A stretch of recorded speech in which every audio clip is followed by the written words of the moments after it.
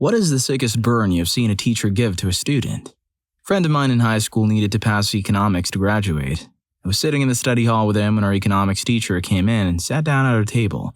He was very serious and grabbed my friend's shoulder and said, "I'm sorry, you needed a 75 to pass and you got a 74. There's nothing I can do about it." My friend sat there in shock and asked the teacher if he was serious. Said his parents were going to end him and what he could do to try to pass the class to graduate. He even started hyperventilating and crying a little bit. After a little while, the teacher stood up and told him, "I was just kidding. You passed it by 1 point." My friend, once he got over the shock, became angry at the teacher and asked him why he would want to get him so upset. The teacher said, "I dedicated my life to teaching and wanted you to experience just a taste of the frustration I feel every night trying to teach kids who don't want to learn." Then he walked out of the room and we sat there in silence. Oh, Jesus Christ, that's a third-degree burn. Story 2. So my 7th grade math teacher was awesome. He had a huge booming voice which you could hear 4 halls down.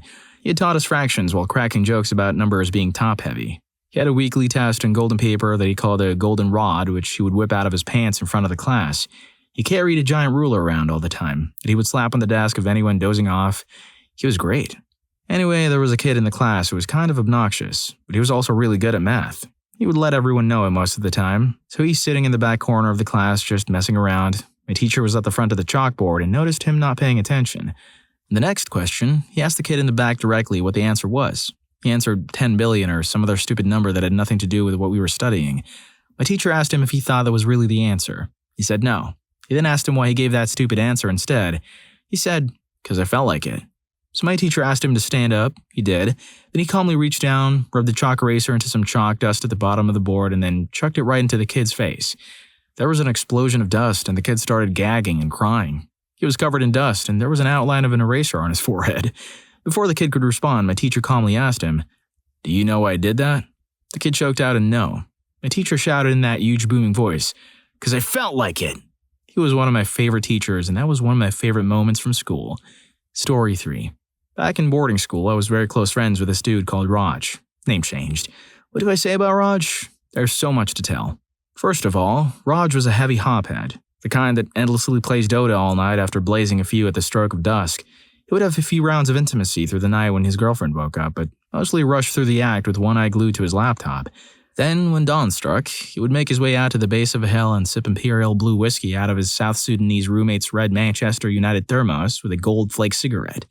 That he probably stole from me. In his hand a couple of minutes before class to perk himself up. He would proceed to enter the academic quadrangle, stinking of cigarettes, alcohol, grass, and sweat from not having showered in weeks. At least when he bothered to show up for class anyway.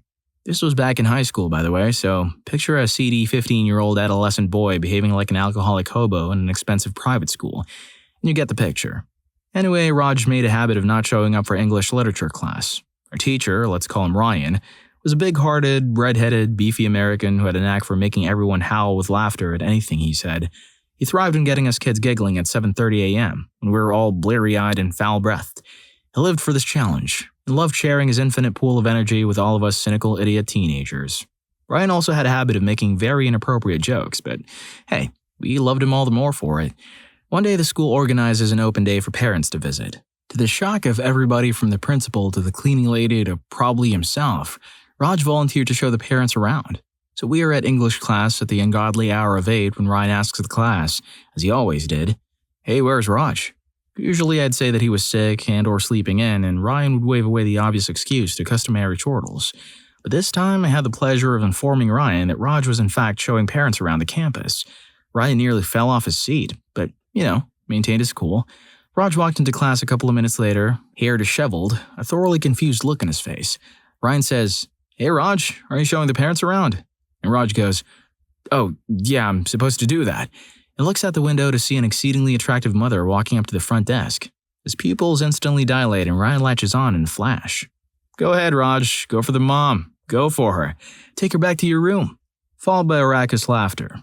"Wanna see my video games, Mom? Wanna play? Oh, yeah." And he snapped his fingers with the most innocent joy and gleeful smile I've ever seen on any human being's face.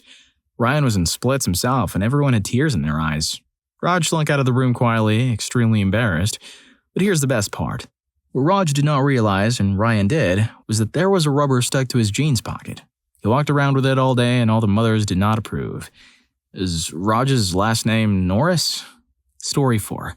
There was this ginger kid in my high school I used to share a few classes with who was basically the class jerk. He used to give lip to the teachers and other students equally, so apart from his little crew of mates, he was pretty much universally disliked.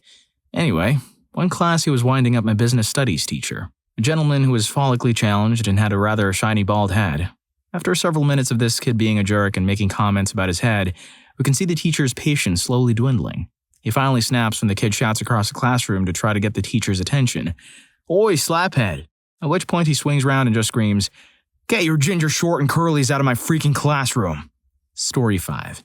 I had a teacher in high school who would staple McDonald's applications to failed tests.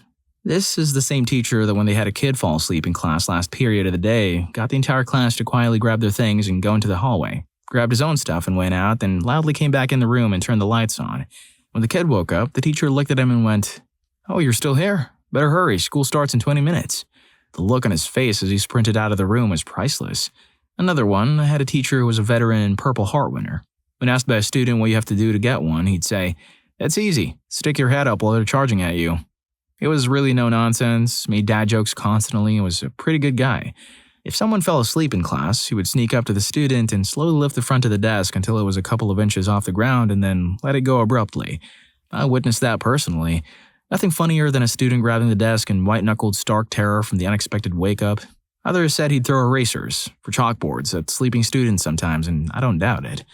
I don't think a teacher could probably get away with half of the stuff this guy did nowadays, but he always kept us entertained with his hijinks. Story 6. We had this teacher that was like a cooler Gilbert Gottfried, Clyde Dexter Shaybaker. He was notorious for hilarious comments to students and not giving a damn about most academic rules. This was an all-boys high school, so it was pretty much no holds barred. You know that grade confidentiality stuff? He doesn't. "Bomarito, looks like you bombed another one. 62. Acceptable reading material? Nope, we read the rule of the bone. It's basically Catcher in the Rye except way more and breaking and entering." He started to tear up when reading the final passage of the book like it was a memoir of his life, which it probably was, where the main character proceeds to get strung out on a boat off the coast of Jamaica. But by far, my favorite was his retort to this overly self-entitled rich dirtbag in my class, who just so happened to have a big head both figuratively and literally. "Mullet, quit freaking talking in my class. Swear to God, you look like the bottom head of a totem pole. Look at everyone else. Are they talking? Christ, you could be the poster boy for birth control pills. If you don't want one of these, take these." Same kid, Mullen, different class. This teacher was known for his quite aggressive teaching. He would pace between the rows of desks, swinging what he called a Liberty stick, which was a 2-inch thick, 3-foot long bar of oak. When he'd ask you a question, he'd swing the stick in your direction, sliding through his palm and would catch it when it was about an inch from your nose. Also, if you fell asleep in his class with your head on the desk, he'd smack the bottom of the desk with a stick. Hurt like hell. Mullen's time with this guy was priceless. "Hey Mullen, why aren't you taking notes?" "I'm just gonna read the book." "Oh yeah? Where's your book?" "I said home." "At home, eh? Well damn, guess I'm just wasting your time. Since you've got this all figured out, why don't you go study in your own time? You can leave. See you December 7th for the midterm." "What? Get out of my classroom. See you on the 7th. The kid tried to switch to another class, but after the story of how this went down got around, the school wouldn't let him switch. God, I loved private school and their own rules. God, I freaking hated that kid. Man, I would be pissed with that last one. I never took notes because they did nothing for me. It was the discussions that cemented my knowledge.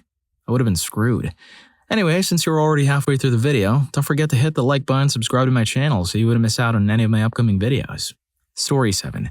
My dad was a high school teacher about 30 or 40 years ago. He was pretty young, so his students felt pretty comfortable around him and felt comfortable messing with him. There was this one student who decided to put a tack on my dad's chair before he came in one morning. My dad noticed it before he sat down and decided to keep standing. A few minutes into class, that kid got called to the office. My dad took the tack and put it on the kid's chair. When the kid returned, the other students were able to hide their snickering pretty well. He sits down and immediately jumps about 6 feet in the air. The class bursted out laughing. My dad always wins. Another one. So we had a teacher in 7th grade who was known for being very monotone, strict, boring, etc. She really wasn't the type to interact with 12 and 13-year-olds in a way they could relate to. Looking back, I feel like she might have made a better high school teacher. I'll call her Mrs. Strict. One day, some kid was making a joke, pretending to brush his teeth, and Mrs. Strict told him to get out of the classroom immediately. With cunning juvenile wit, the kid replies, "Your mom." Without skipping a beat, Mrs. Strick replies in an elevated tone of voice, but still monotone. "Excuse me, young man. Your mom." The class roared in a series of oohs as the kid hangs his head in shame and walks out the door. "Thanks for being awesome, Mrs. Strick, even if your students don't appreciate it in the moment." Lastly, a popular and controversial Hispanic teacher who was known for his entertaining and informal style of teaching told the class that they put serial numbers on everything now, even rubbers. A tough, street-looking guy with a chip on his shoulder pipes up and says, "BS, I never seen serial numbers on a rubber." Teacher replies without missing a beat, "You know what, I'm not surprised. See, you have to roll it out a few inches more than you will probably ever need to." We were rolling in the aisles and our government teacher just played it off with a straight face and went on with class. That was my second favorite class at Richland Community College. Story 8. I am the teacher. TA, actually, in this situation, so I'm hardly objective. Not exactly a rumor. Actually, it was, apparently, but I didn't know at the time. Whatever. Let me just tell the story and you'll get it.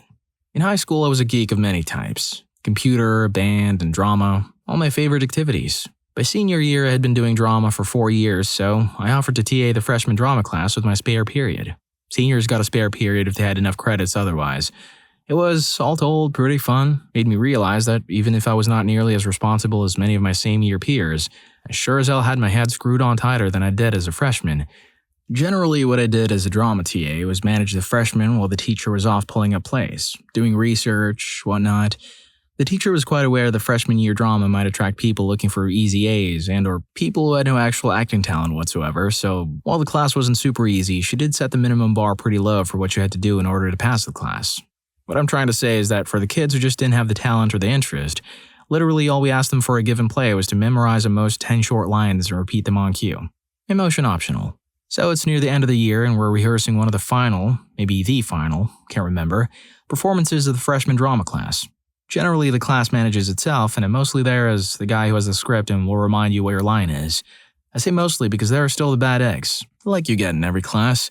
In this case, out of the class of 30, there are 3 students who not only give a damn, perfectly acceptable, they are offended that they are being required to even show up, much less put any effort towards the class.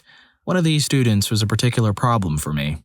I literally cannot remember her name, but she was the ex-girlfriend of an underclassman football player who decided to give drama a shot during his junior year. He took drama and liked it. She tried to follow him, but in the process of taking a drama class, he hung out around enough functional human beings to realize she was a horrible person and broke up with her. Thus, by the time the end of the year rolled around, she had zero interest in actually completing the class and was mightily offended that she was being required to, speak 3 or 4 times during the 1-hour performance we had planned. She was already a morose enough person as it was. This was the late 90s and she was heavy into a particular look. But after Everett, the football player, broke up with her, she became massively bitter atop the depression. Just what a first-time TA needs to deal with. Yay. Blah.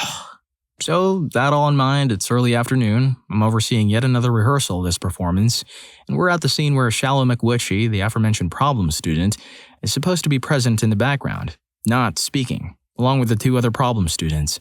I'm running the other freshmen through lines, and the whole damn time, McWitchy's chattering with her fellow low-interest students. Now, to be clear, I didn't have a problem with people talking with each other so long as it didn't interfere with rehearsals. This was not that. Their chats were becoming disruptive, loud enough to make it hard to hear lines. The scene's nearly over though, so I just let it slide. That is, until it gets to the single line that McWitchy and her 2 friends are supposed to deliver in unison. The cue comes and they miss it. Okay, not a problem, hardly unexpected. I feed them all the line and they flub it. I give it again, all 7 words of it. Only one completes it successfully. I give it again, and McWitchy kind of waffles and sits down without actually saying it. Yeah, no, that's not cool. I say the line again, and McWitchy says, whatever, then pointedly ignores me, going back to conversation with her other slacker friends, and that's when it happens. Now you remember I said she was into a particular look. Dark makeup under her eyes, kind of grungy and revealing clothing, and very pale skin. She also had a habit of sitting with her arms crossed, almost as if she was cold or shivering. Perfect, almost smackhead look, in other words, which is what prompted me to say in my nastiest voice, "Look, you can come down off of smack on your own time, but right now we're running lines, so stand up and say your damn line." Suddenly, everyone in the class does that thing you usually only hear on Jerry Springer and the like, that ooh noise, which roughly translates to, "Oh, you didn't just say that." At this point, I'm confused. I mean, it was a bit of a biting comment, but I didn't think it was that much of a dig. There's this awkward silence for a few seconds, and McWitchy gets up and half-heartedly says her line. Well, no, she kind of screws it up still, but it has all the words even if they're in the wrong order, so I'll let it slide and move on. Still, the class reaction bothers me. The next week I'm in class and Everett happens to be there. I sort of say hi to him when he unexpectedly brings up the incident with McWitchy. I'm confused. I thought he broke up with her, so why would he care? Well, it turns out there's a reason. As it happens, one of the reasons he broke up with her was because she was an actual substance dependent. Yeah, seriously. That particular look, not actually a look, just the result of a vaguely competent schoolgirl trying to look attractive while having to go through withdrawals during school every day. Anyway, Everett goes on to tell me that my comment kind of scared the crap out of her. She thought she'd been managing, though she'd hidden her dependency reasonably well. She figured a few people in her class would catch wise, but the fact that I noticed, I had a reputation as being somewhat oblivious, but the fear of got into her, resulting in a panicked and half-intelligible call to poor Everett. Now beyond that, I'm not sure what happened with her. She didn't drop out of school or anything, nor did she suddenly seem less angsty and witchy. She did show up for the performance and did deliver her lines, woodenly. But beyond that, I couldn't tell if she actually got clean or not. The only thing I can say for certain is that for the rest of the year, I had a reputation with the underclassmen as a friendly, happy-go-lucky guy who would utterly and completely destroy you in your sense of self-worth if you pushed him too far. I did little to dispel that reputation. God, the coincidence is crazy. Story 9. In my senior AP English class, we used to play a version of Jeopardy. Questions were valued 1 to 5 points. The 4 big tests and efforts to win extra credit points.